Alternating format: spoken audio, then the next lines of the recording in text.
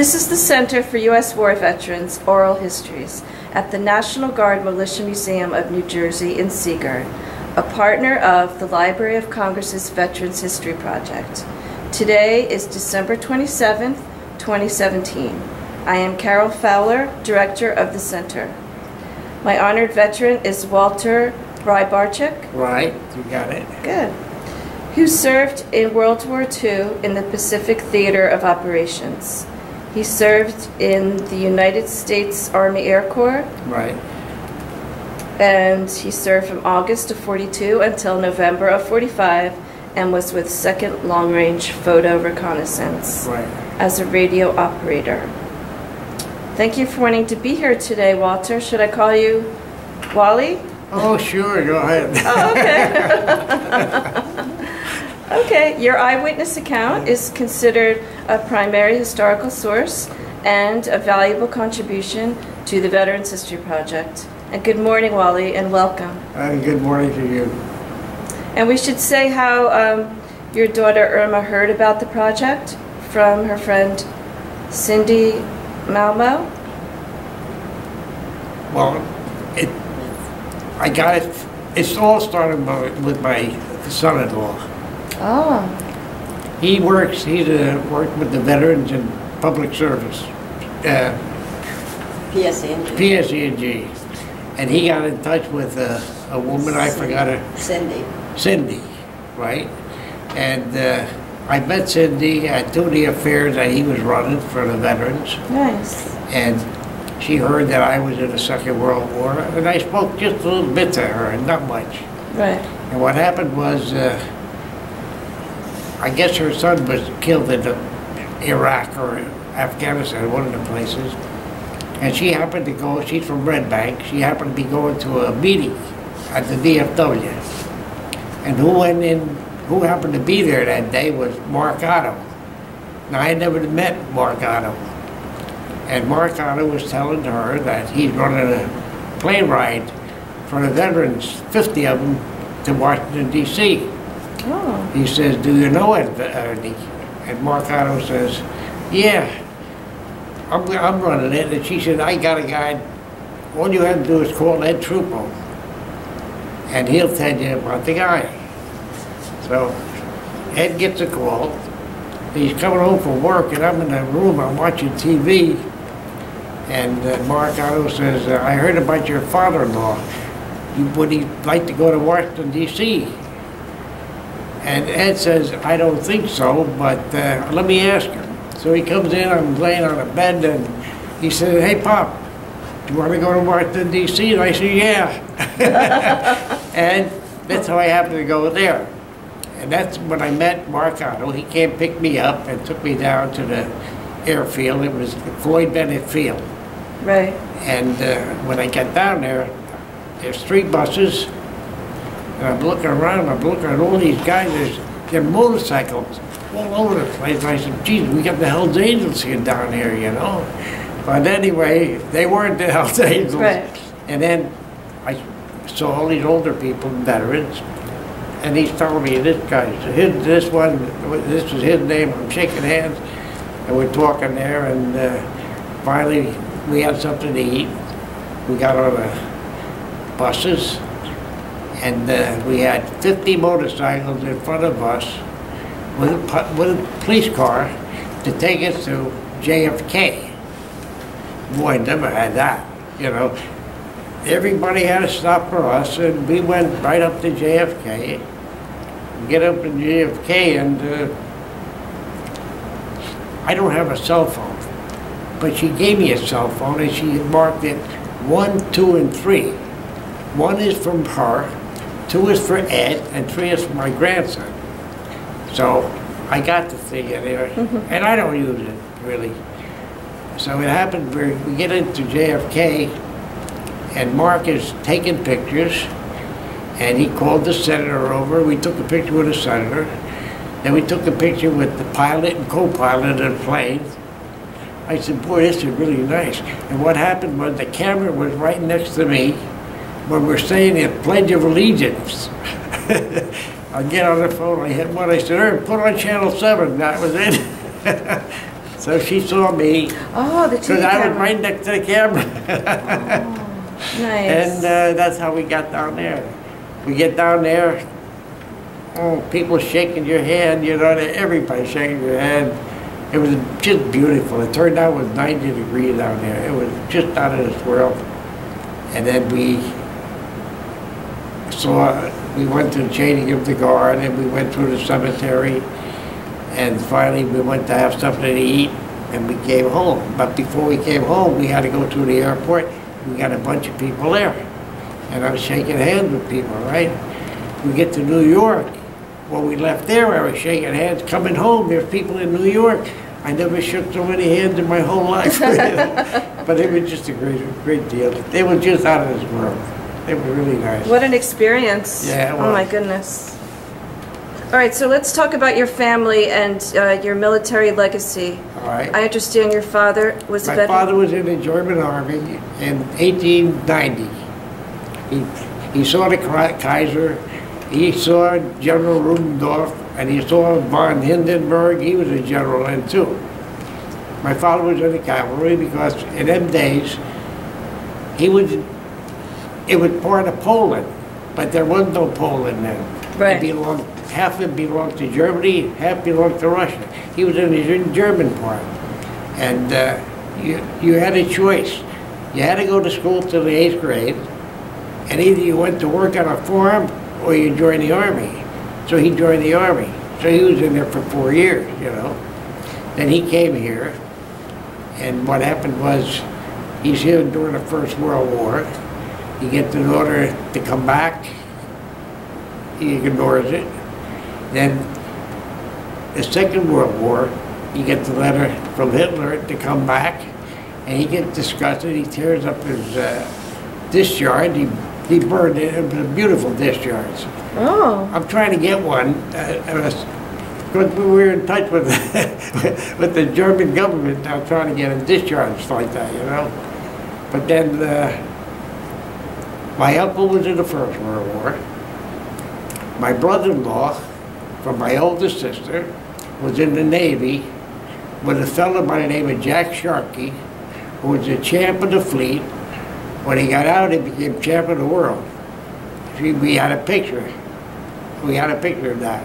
He had it from the ship. Then, Second World War, I went in. My two brother-in-laws went in.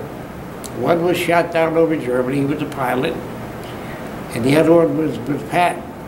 He got the Bronze Star and the Silver Star with Patton. And then I was in there. And my other brother-in-law was stationed in the Philippines. Wow. And that was three of them. Oh, and then my nephew got out of Rutgers after the war. He got into the Army too. He was stationed in England. But then in the Vietnam War, Ed was drafted for the Vietnam War, and my nephew was drafted there, and he was in Vietnam, I think, twice. And that's about it. That's everybody in my family, you know. Sounds like it, yes. Well, do you know the Silver Star story? No. Oh, okay. And what about the pilot who was shot down? Was he a prisoner? What happened was, he was a hard one to tell any story about it, you know. And one day we were there, and he got feeling good. He's telling me the story. He was flying over France, going into Germany, and he was a pilot on a B-17. And they were shot down. And when they all bailed out, where he was all alone, and he's walking through a field. He's hungry as heck. He found some potatoes, he ate the potatoes, and he wanted to be captured. You know, what's he gonna do? He don't know anybody there. So what happened was, he goes to a house, and a woman says to him, don't say anything too much, because next door is where the Gestapo is. Go into town and get captured. So he walked into town because he was hungry as heck and everything. He's been walking around for about 3 days. And that's how he went in the prison camp. He was in there for 9 months before he got out. The other one was with Patton. Right. He was wounded.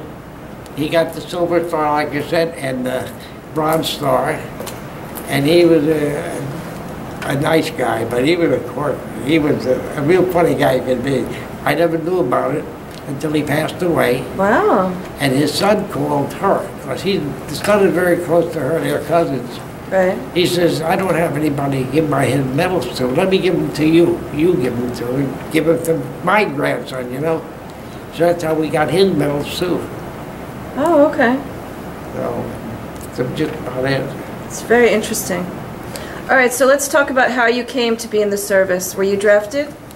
No, well, what happened was I got a letter to be drafted, right? And that scared me. So I ran to the draft board.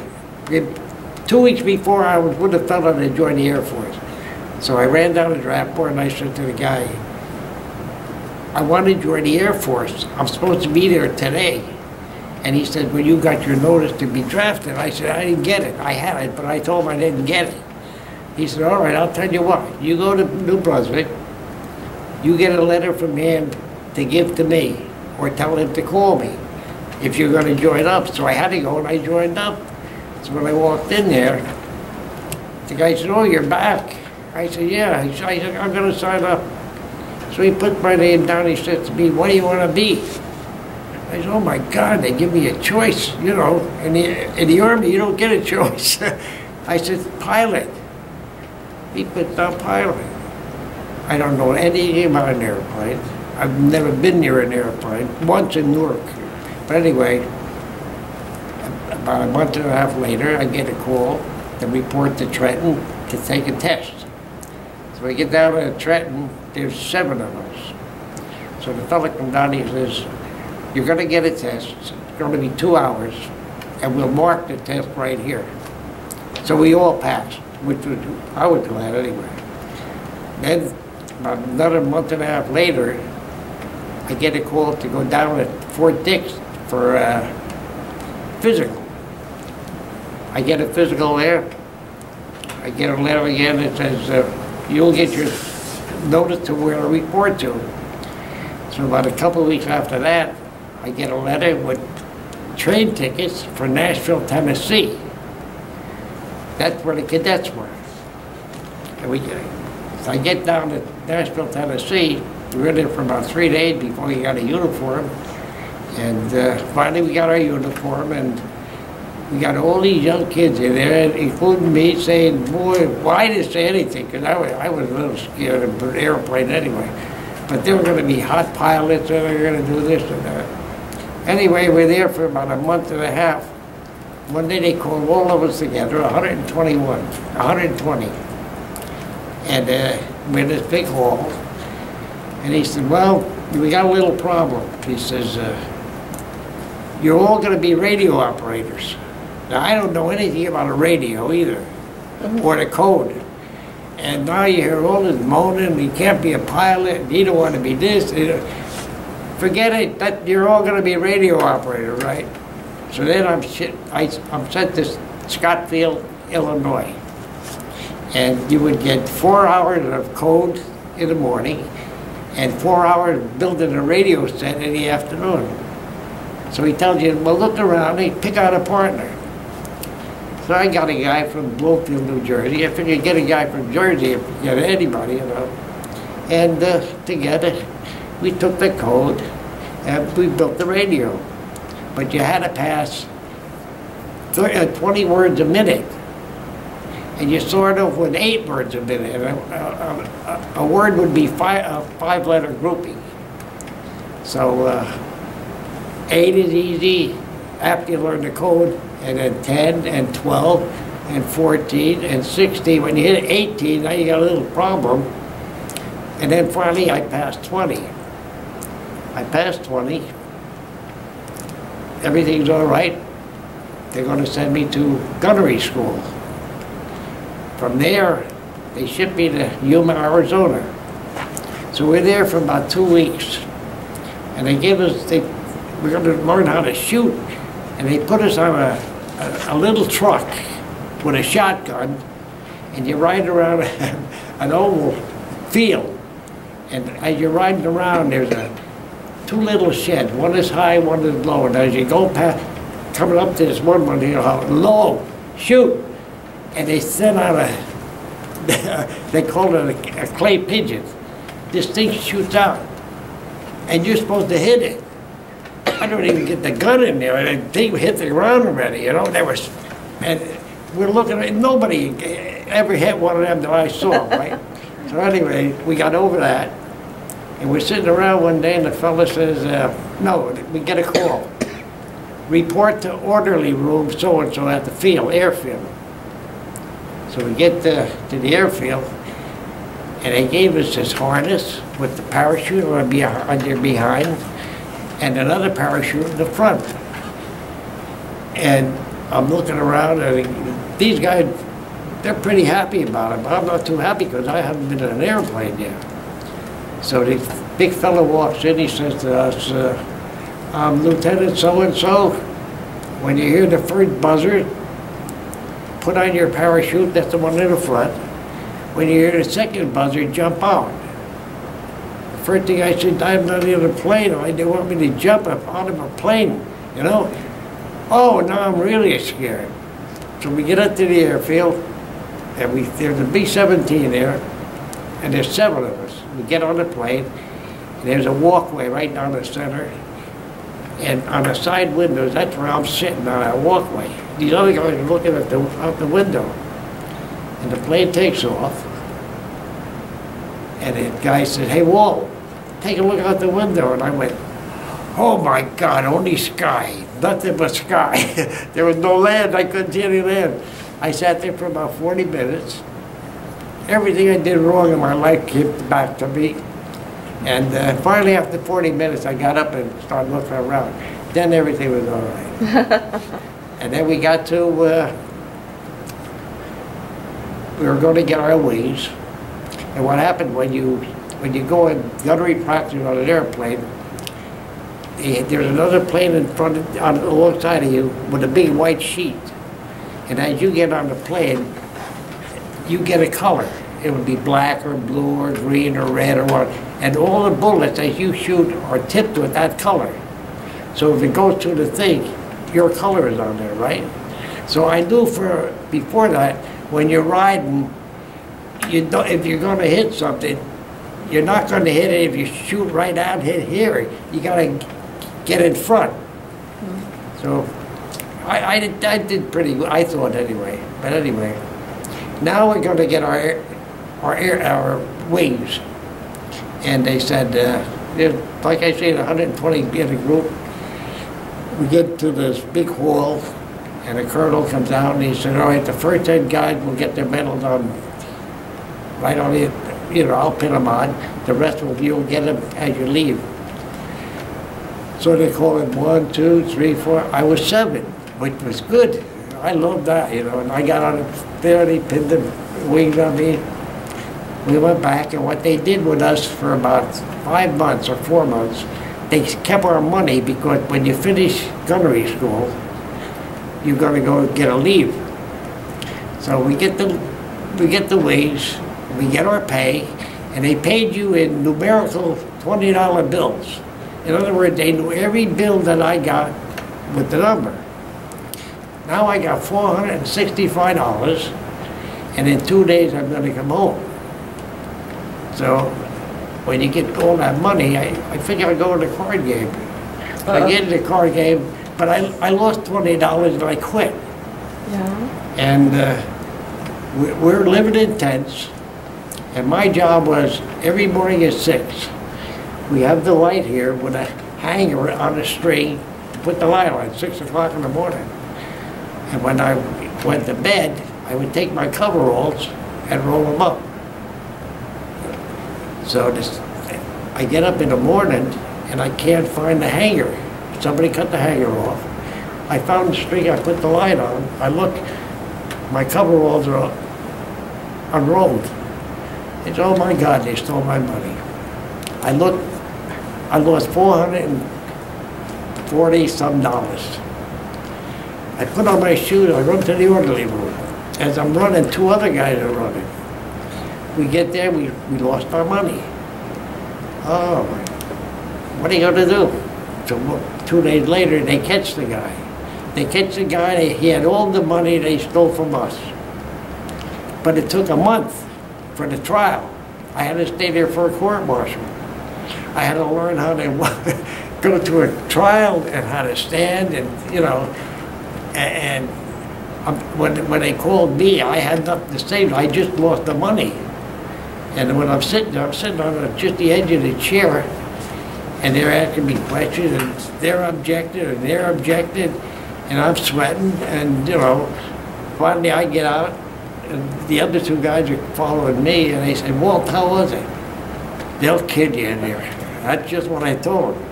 Now, they're sweating more than me, and they didn't get in there yet. Well, anyway, he gets 4 years of discharge, but I lose my leave to come home. Right. So now they send me to Nebraska to get on a crew.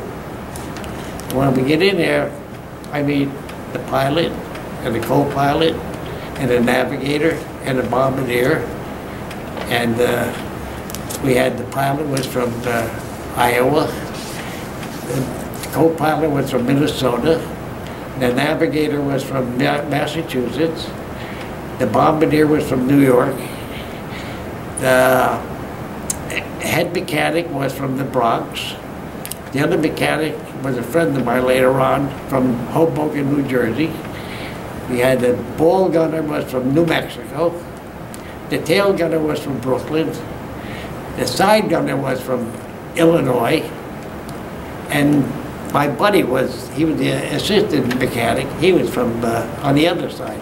And I got the top turret, right behind the pilot, you know. So it was just a good group. We had a wonderful pilot. Everything was running good. And every time we went on a mission to drop bombs, we had a co-pilot, a guy come down to be with our pilot, like an instructor. So this one, been doing all this for a while, and then finally one day the pilot says to us, fellas, we're going alone. No instructor, no nothing. This is the way we're going to fly. So we get up on the plane, and I'm by the radio, you know, I get my radio stuff all set, and I hear them yelling, it's hitting the side of the plane, and we're up in the air already. What happened was, when they fill up the gas on the plane, in the wing, there's a little cap that goes on. It screws on, and there's supposed to be a wire going through to keep that cap from flying off. They left the wire off, the gas cap flew off, the gasoline is hitting the side of the airplane, and we're up in the air. Now, we're looking, nobody knows what to do, but the pilot knows what to do. He's keeping that away from the engine. And meanwhile, we're flying over the field because we got to use up the gas before we can ever come down. So every time we fly over the field, there's another ambulance or a fire truck and more people. I don't know, it seemed like 100 times we flew around the field, but it was only maybe 10 times. And finally the gas stopped hitting the side of the plane and we landed. And the colonel came down and shook our pilot's hand, told him what a wonderful job he did, you know. So we're happy we had a good pilot. We finished our tour there. They sent us to Idaho, Mountain Home, Idaho. We still dropped a few bombs. And while we were there, they took out six crews rather, and they're sending us to Oklahoma. Now, we go to Oklahoma, and we're going to be photo reconnaissance and mapping, long range. So what we have to do, we got to go up in the air, and you're under oxygen all the time. And what you're doing, you're taking pictures at 30,000 feet, so they tell us. So anyway, we go to California, we're going to fly overseas. We tried to take off the first time, we had to come back, we had trouble with the engine. The second time we had trouble with the engine, but it was all right because every time we came back, we got $2 a day extra pay just for coming back. So with $2, you end up with $10, you can go to town because everything was cheap. It was beer with 10 cents, you know, and everything else. But anyway, we finally took off on the third trip. We got to Hawaii, our radio went on, and fighter planes come out after us to find out who you are. And we landed in Hawaii. And after we landed in Hawaii, we were there for one day. We went to an island called Canton Island, C-A-N-T-O-N, Canton Island, which is it might be gone by now. It comes back and forth. There was one tree on the island with a fence around it. Everything else was coral. We stayed there one day. The next day, we went to Tarawa. And that was about 3 weeks after the battle was over. The tanks were still in the water. You had bodies, part of bodies coming out. It was really dirty there. And we stayed there one day, and then we went to an island called Morotai. And when we got to Morotai, we're trying to set up a tent. And I look over and I see a fella throwing a football. And I said, gee, that guy looks like a guy I know from back home. So I said to the guys, hey, I'll be right back. So I go over there, and who is it but a fellow by the name of Al Kaza. He sat next to me in my homeroom for 3 years in high school. He's headed to PX. Mm-hmm. So now I got a guy, he got all the old papers from Perth Amboy, New Jersey, he got a whole stack. I'm reading them, and I visit him every once in a while. And that's how we started we got to go on all these missions. Now the mission was, every mission was at least 10 hours. We had 2 13-hour missions. But when we get in this big hall, they're telling us what we have to do. And we hear one guy say, well, don't we get an escort? A fighter escort? The guy said, no, because a fighter plane can't go for 10 hours. You know? Anyway, they said, you'll be flying so high, Zeros can't go that high. You're taking pictures at 30,000 feet. So everybody, that's pretty good. We know that. That's a good deal. So we took our first mission, and everything was pretty good. And then I would call up every half hour to give a position report. The navigator would tell me where we're at, and I would put it in code and send it back. But we didn't have to do it in 20 words a minute. We were doing it in 12 words a minute because the fellow said, do it once and get it over with. If you do it fast and you make a mistake, you're going to have to do it again, right? So that's what we used to do, about 12 minutes. So I had 30 missions, and then they told me I could go home. But in between, when I would be on that radio, the fellas were listening to Tokyo Rose. I would get her on, and she would be telling you, oh, your girlfriend is home, and she's with this guy that didn't have to go into service, and all these sad songs they're playing, you know. But we always had Tokyo Rose on there for a while. So then after 30 missions, now I'm in, I went to Morotai, then I went to New Guinea for 2 different places. Hollandia was one, and now they sent us to an island called Palawan. It was a beautiful island, and all they had was rice fields around there. Right now, it's a resort. From what I understand, it costs you a lot of money to go there. But we're there, and it was just a nice place. And we were in there for quite a while. Later I found out it was a prison camp for the Japanese. And they had the American soldiers on that island. And what happened when they were losing the war, this major and colonel, I think it was, 2 majors, a colonel and a captain maybe, called all the American prisoners out on this ball field, sprayed them with gasoline and put them on fire. Oh, no. There was a lot of them burned, a lot of them, some ran away. But anyway, when the Americans took that island, all 3 of these were hanged. These officers. I found this after I came home, because I didn't know it there. But it was a beautiful island. Oh. But then I got back home to Manila, and I saw MacArthur, like you were talking, at a distance. He was going into his office, and we were going to town. And then we were the first ship to hit Seattle after they dropped the first bomb. And we got big, people were yelling at, you know, the band is playing and everything else. And from there we went to, by trains, we had our own kitchen too, all the way to Greensboro, North Carolina. And I got a leave, 10 years, $10, a leave there for 10 days. And then when I went back, I got my discharge. But you know, when you think about it, I really enjoyed it. It was really nice. And we didn't worry about zero. Then I found out zeros could go up to 30,000 feet, but it was too late now. You know. It's okay. Let's talk about your aircraft, B-24FZA. Yeah, that F-7A means where the bomb bay is. I'm sorry, 7, I can't. Where the bomb bay is, there's two 500-gallon rubber tanks. That's 1,000 gallons of gasoline beside what you have in your wing, you know. Right. That's why you could go for 10 hours. So when your pilot had to dump the gas or use up the gas? Oh, there's connections. All I do is hit a switch. Okay.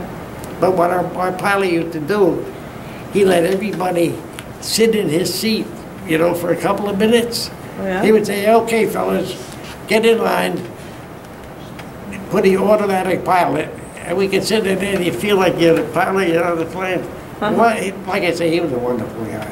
Wow. So now in, I think it was about 2009, we were sitting around the house one day, and it's really around Christmas time.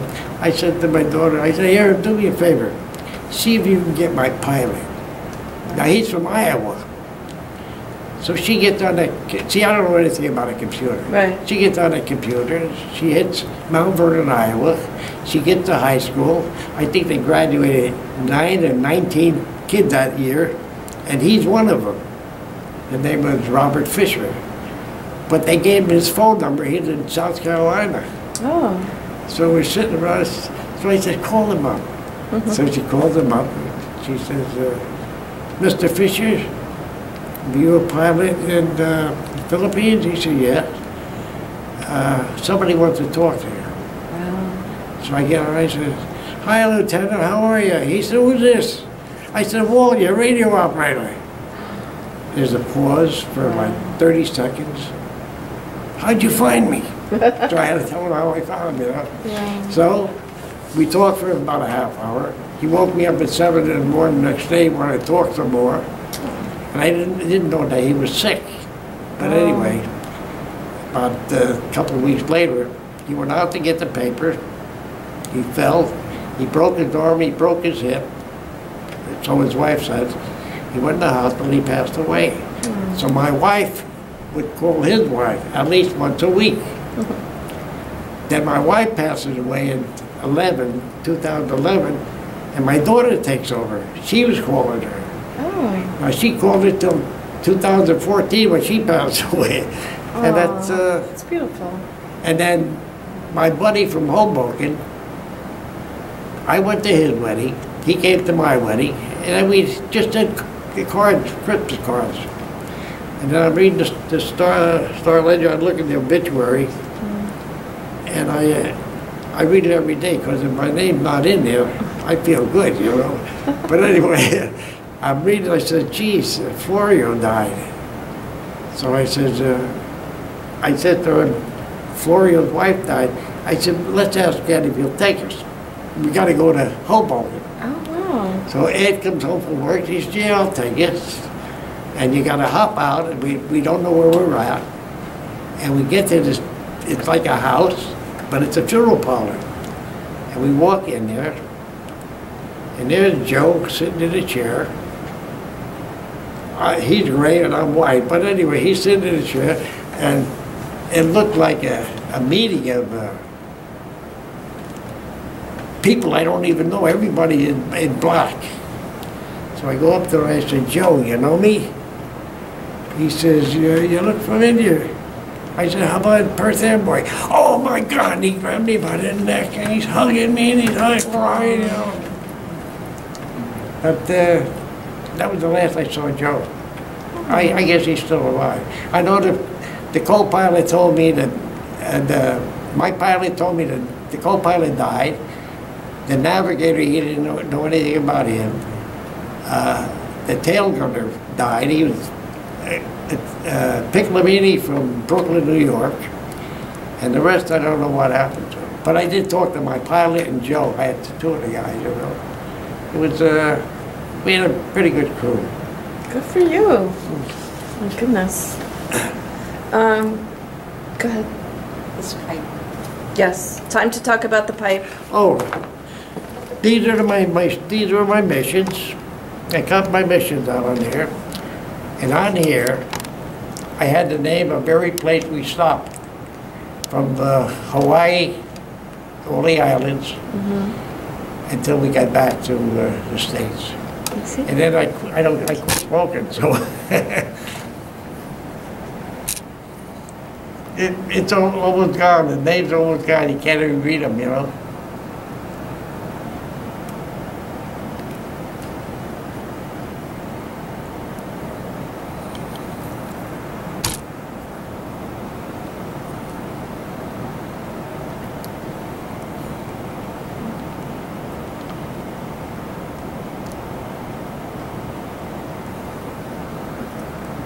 Very nice. Did you have any entertainment while you were there? USO or? No, we didn't have any. How did you get along with the civilians in the Philippines? People are nice. They were nice. Yeah. All of the people were nice. But when we went to the natives in New Guinea, we were on the near the coast. So we went. You see them. They used to work, clean up our area. Okay. But when you went into their village, there's no women. You only see men and boys. The women are always in the hut. I guess they said that even in inland, they kept the women away from the people, you know. But they used to do all the cleaning with these big brooms, clean our area. But the people in the Filipinos were nice people, wonderful people. How was morale? Did you get letters from home and packages? Yeah, it's my buddy from Hoboken used to get the packages from the sister. Oh. And we always had, we used to get the, Cherries. what were they? Cherries. Oh, the cherries and alcohol. they were good. And there's some of the pictures I took.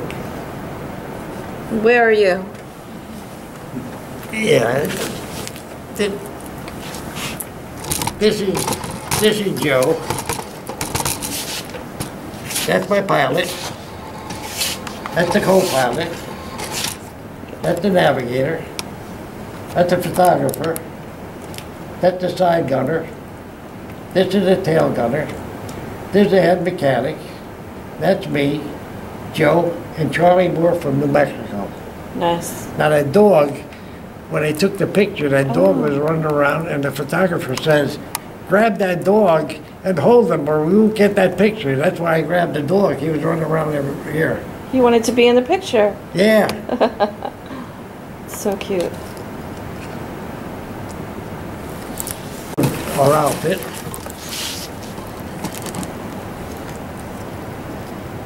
And where's that? This is in Palawan. Nice.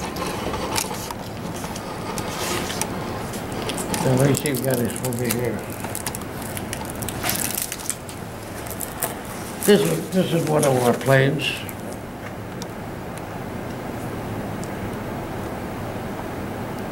Okay. This is us taking a picture after we landed. Wow. You can tell what a great crew that was. It was a good group. Let's see here. Here's another one.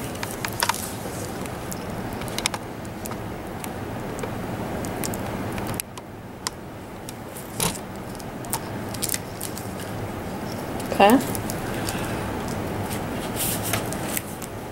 Oh, that's the same picture?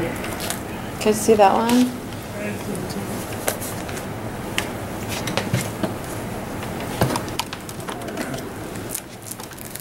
Now this is either, this is me as a cadet.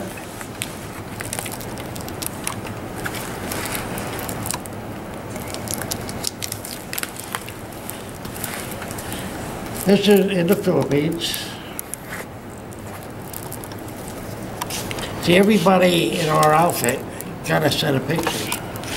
Oh, okay. I remember hearing that.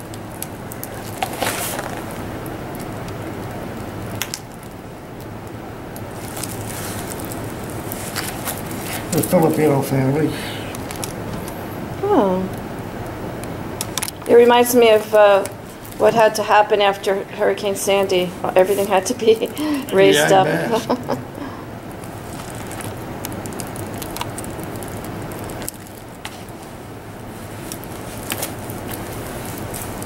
That's Philippines. You got the pictures from the service? Yeah. Oh, okay. Mark Otto got a set of these too. I had Oh. made for him. That was nice.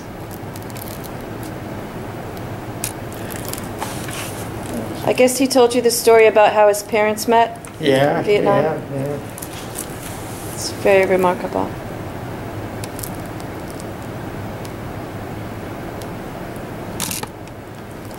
I picked up a book for him, a Marine book, about that thick. Oh, I got it in Barnes and Noble. It was on sale for, I think, $6 or $7, right? that was nice. So I'll give that to him too. Now, this one, this is the Wow. George Washington of the Philippines. Oh, okay.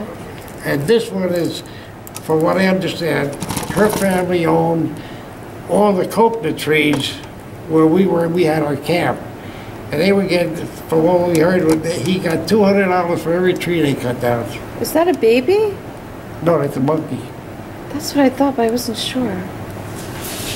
But then, I was looking at the bottom half, it looked like a baby, and then I wasn't Yeah. sure what the top half that's was. the monkey. It's a monkey. Yeah. It's hard to tell. Well, let me show you another one. Now, these are the ones in New Guinea. So that's who would clean your hut? Yeah.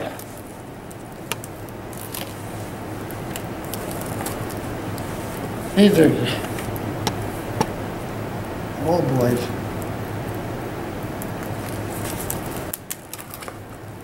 And girls.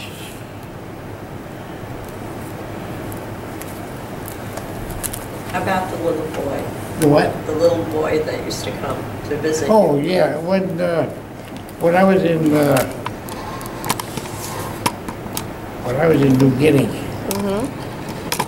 I hurt my knee, and I went on a sick call. And I would go and buy a box of chocolate, tropical chocolate. It doesn't melt, you know. And I had a lot of books. I had my mosquito netting down, and I would read. And one day this boy came by, looked like he was maybe 15 or 16 years old. Got a pair of shorts on, that's all. And he come in, and he was with the Dutch missionaries. He could talk a little English, not too much. And he told me his name, and I gave him a couple of pair of shorts, and I gave him candy. And the next day, I'm reading, and I'm looking at it, here he comes again. He comes on the next time. And he sat in the corner of my tent. I may believe I'm sleeping, and I got my eyes closed. And he said, Walter. And I'm not moving. He must have said it about 20 times. Finally, oh, hiya. You know, I forgot his name. He wrote it down for me. I got a piece of paper over his name. And we're talking there. And we got a rough time talking. He couldn't understand why I have two pair of shoes under my cot and you don't have any, Oh. you know? And I can't give them to you. I said, no, they belong to the government. I can't give you them. I'll go to jail, you know? But that's how some of the people were, you know? But it was just a nice time. I'm glad I was in it. I really had a good time in the service. I really enjoyed it. Took all those pictures, the military. Yeah. Oh, okay. That's why they're so professional. See, Yes, they look very What we professional. used to do, we would go up with 2 canisters of film. The cans were that big. There was 500 pictures on each can. So we would take like 1,000 pictures. But we would have to be up 30,000 feet. And everybody got their, I wore silk gloves, woolen gloves, and leather gloves. I had 2 hats. I had a leather one, and you had a gabardine inside. Then before we put our clothes on my fatigues, we had wired suits where from the ankles to your wrist to your neck. You used to plug in. It was all heated. Then you had them heavy boots on, you know, and leather jacket, leather pants. So, you know, you're pretty comfortable, even at 30,000 feet. But the water would freeze in the canteen. Wow. So you had nothing to drink for 10 hours? No, not when you take your pictures, no. Not for 10 hours. It would be 10 hours going and coming back. So maybe on your way back or before you go, you grab we only had sandwiches, you know. Sandwiches and water because you no coffee. Right. See, every your kit you had there in every plane, there would be a kit for each person. You would get a couple packs of cigarettes, a couple of bars of chocolate, some crackers, and 2 little cans of like Spam, which today I don't like. I can't stand Spam to this day. We had Spam every way you could make it, fried and breaded and cold. But before that, before we went overseas, when we went to eat, we went in and the guy would say, well, how do you want your eggs? On the plate. I didn't use my mess kit until I got overseas. It was beautiful there, especially in Colorado. We sat there, it was out of this world. Oh, I didn't know you were in Colorado. We didn't say that. Oh, that's the first time. Yeah, Colorado Springs, Colorado. Okay. Did you use your GI benefits? No. No. Okay. And did you go to any reunions? No. Okay. Did you join any veteran groups? I belong to the American Legions. Oh, okay. But I belong to the one in Trenton. Because the ones in Amboy, I didn't know anybody in there. And they keep telling me to change and change. I still send my money to Trenton. But then I'll move to Pennsylvania now, you know, with her. Okay. Talk about your knee a little bit, Bob. What happened? The what? Oh, your knee. You said that you tore your ligament in your knee during the service? Oh, you know, what happened was when I was at Oklahoma, we had a mission under oxygen. And after I sent our position report back to the base, I wanted to go talk to the guys in the middle of the plane. And when you take your mask off, every position has a place to hook on. Right. You got little bottles. And the bottles are supposed to be good for 10 minutes. And I want to go back to the middle of the plane. And I took my mask off, I grabbed the bottle, and I'm walking, I hook onto the bottle, and I take about 4 steps, there's no oxygen in the bottle. And now I'm walking away from where the oxygen is, and one of the hooks on my parachute gets caught with the metal brace in the plane, and I'm trying to pull away, and I don't have any oxygen. and I pulled away, and I pulled away, and I fell, and I hit my knee right on the edge of the platform as you're walking by the walkway, you know. So when I went, after we landed, my knee swelled up. I went there, and the guy said, "Oh, we'll just bandage it up." You know, they didn't take X-ray or nothing. But anyway, every once in a while, my knee would go out of me. So I forgot about it, and now we're getting ready to go to California, and I get a call to go to this certain room. I'm going to see a couple of officers, and they were doctors. So I get in there, and they said to me, I'm sitting in the chair, but everything, you got to sit like this, you know.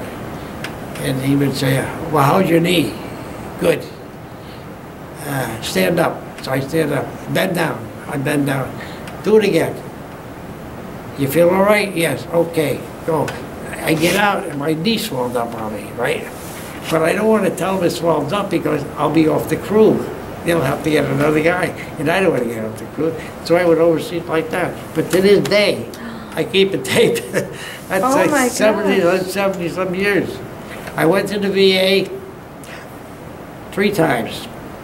When I went to Newark, I used to park by the train station. In them days, it was easy to walk to Newark. And I get in there. You had to bring in a book or a newspaper. Because if there's one guy there, you're still going to wait. Wow. So I go in there, and I'm reading the paper. This one guy comes out one day. He takes me in there. And what they did, they gave me a myelogram, and they blow up your knee, you know. So I don't know whether it's supposed to help, I guess. I found out it's bad for you if you get too many of them. But anyway, and as you walk home, you walk away, you're... So I try to walk stiffly, because you can really hear that noise. If somebody hears that, they don't know what it is, you know. Another time I went there, I'm sitting there, the guy says, come on in here. He says, this way. I said, no, I'm supposed to go that way. He said, no, I'm a dentist, come on. So he takes me, he said, you have any fillings? I said, yeah. He took fillings, he put new fillings in for me, right? After that, I gave it up, and I quit, because it wasn't helping. So then I think it was about 2004 or 5, Ed takes me up to the new one. It's supposed to be pretty good now, right? We were up there about 4 hours. This young kid comes, takes a picture of my knee. Only I said, how about the other one? You can see the difference. He said, no, they told me one. This is funny. So now I'm finished. I gotta go home. No, you gotta go see a Dr. So-and-so. I knock on the door, the woman doctor there. She says to me, drop your pants. I says, I came for my knee. She said, no, you gotta drop your pants. I said, but I got a doctor for that. I said, I came for my knee, drop your pants. So I dropped the pants and I left. I never had nothing to do with the VA after that.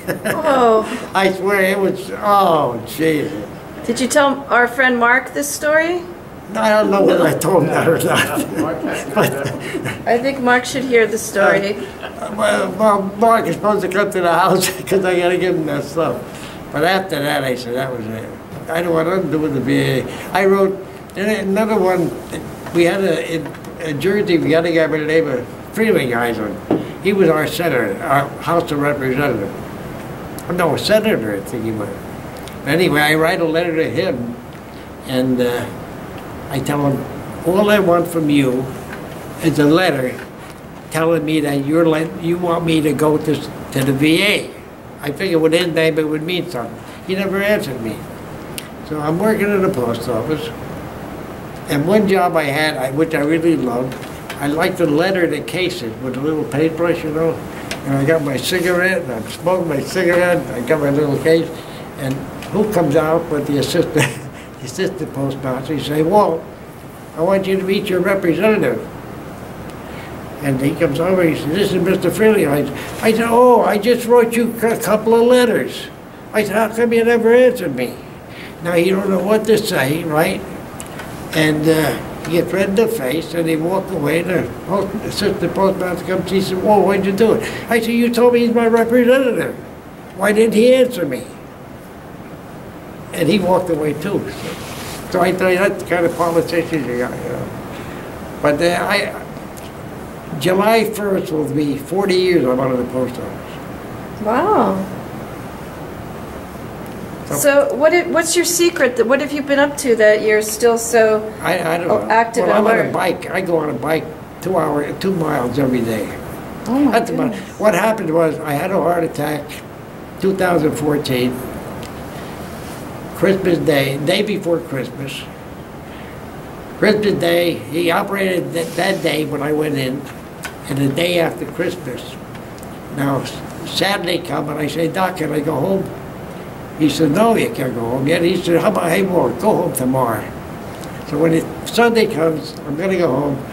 I said, "Doc, what can I eat and what can't I eat?" He said, "I'll tell you what, Walt, decaf coffee and no salt." So I knocked out salt and I drink decaf coffee. That's all I drink now. That's it? Well, you're doing very well. I can eat anything, anything at all. I can eat, she makes coffee at 11 o'clock at night. I can have coffee and go to sleep, you know. My father always drank a lot of coffee, too. How long did your father live until? What? How old was he when he passed? My father was only about 80. In my family, I had 4 sisters, a brother. My mother passed away when I was 4 years old. And I don't remember her because in them days when you were sick, you didn't go to the hospital, you stayed home and the doctor came to the house. And they wouldn't let me in the room where she was, you know. So I don't remember my mother at all. But my father was 80, and my one sister was 96, the oldest one, and she passed away in California. But right now, I'm the oldest one in the family, right? So have you spoken about your experiences much? Have you gone into the schools?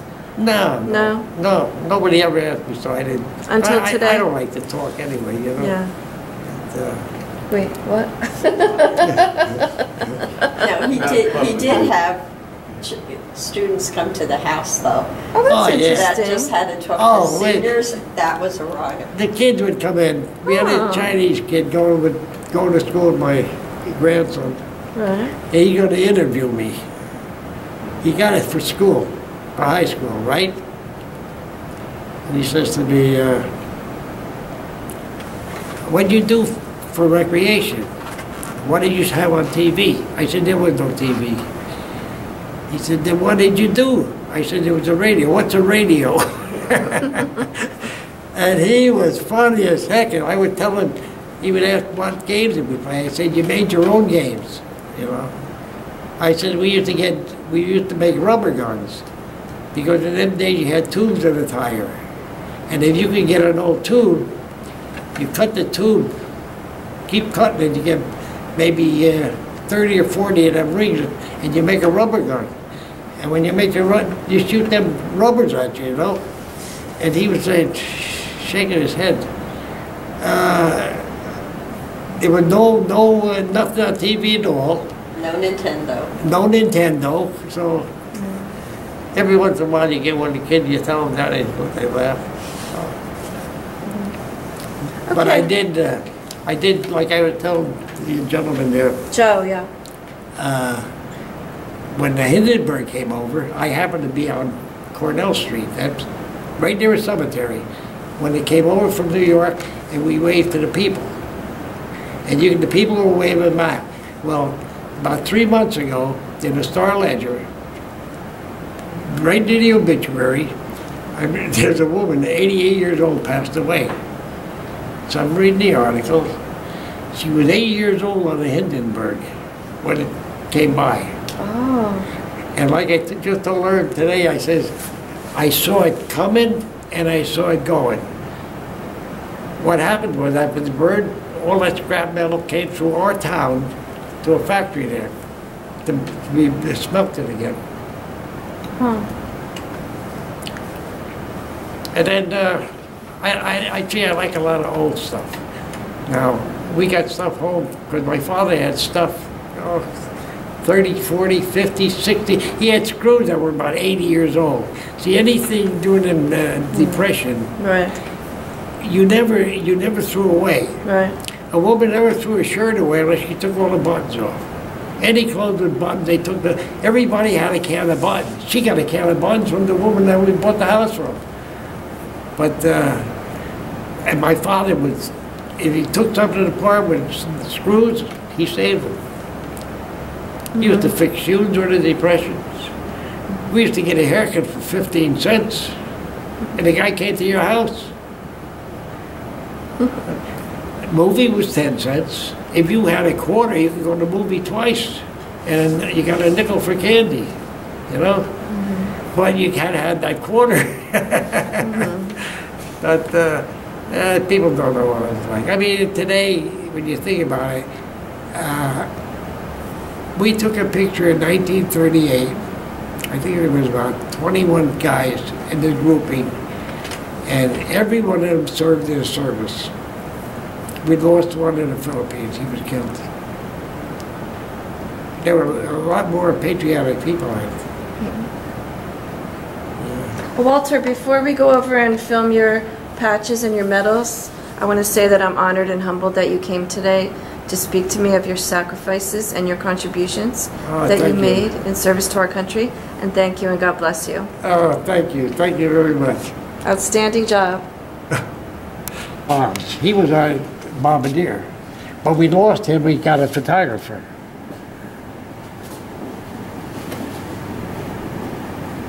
What a fine picture that is. Yeah. Do you have your And that's wallet? you? That's me, yeah. Right there. Nice. This is my buddy from Hoboken. Oh. Nice. Yeah. You must be the children. Yes. Oh, nice. See what it says on the back? What's it say?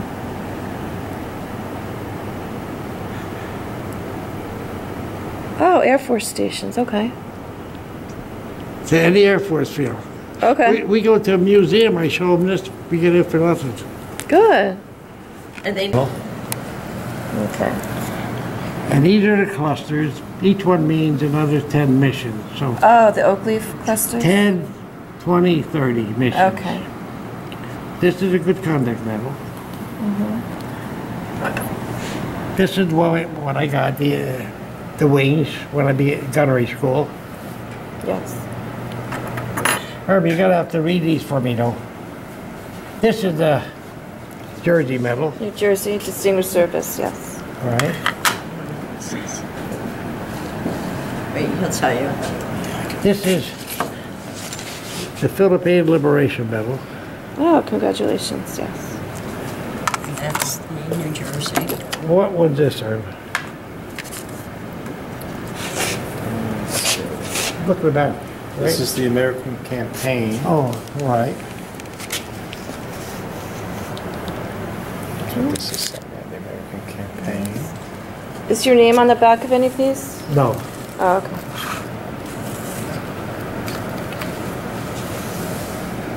Here's his wings. We did those, yeah. That's a good conduct. Yeah, we did that. And New Jersey. World War II Victory Medal.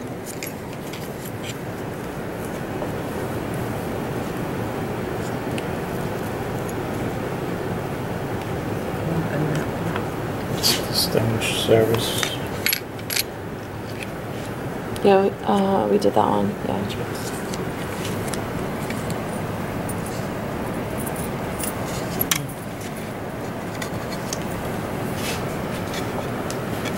And Liberation we did. Yes, this is. Did we do the Bronze Stars?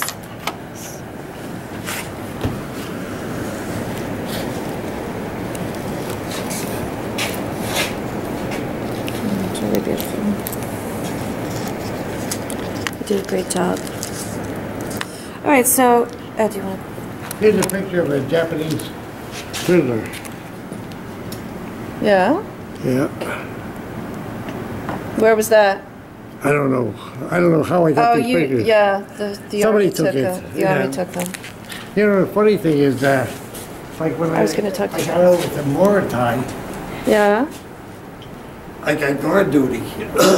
And when I got, before I got guard duty, this friend of mine that was in the PX says to me, he said, Walter, if you get guard duty, tell him you know how to drive a Jeep. So I never drove a Jeep, you know. So I said, why? He said, because if you don't know how to drive a Jeep, you're going to have to walk where the airplanes are on guard duty. So I took the Jeep, right? I told the guy I know how to drive a Jeep. And every once in a while, they always said there was somebody in the hills, you hear a gun go off, it could be a Jap or something. All I did was drive that Jeep up and down as fast as I could go. They could never hit me because I would never hit anybody else either. But anyway, when I finished with that Jeep, it didn't run anymore. And here's one more thing. You grinded a few gears. Oh, and every one of us got, Oh, we carry this. That's compass? Compass. That's the tiniest compass I've ever seen. That you carried with you. I've never seen anything like that. It's amazing that you've saved that all these years. And you know, when we were dropping bombs, we all went to pick up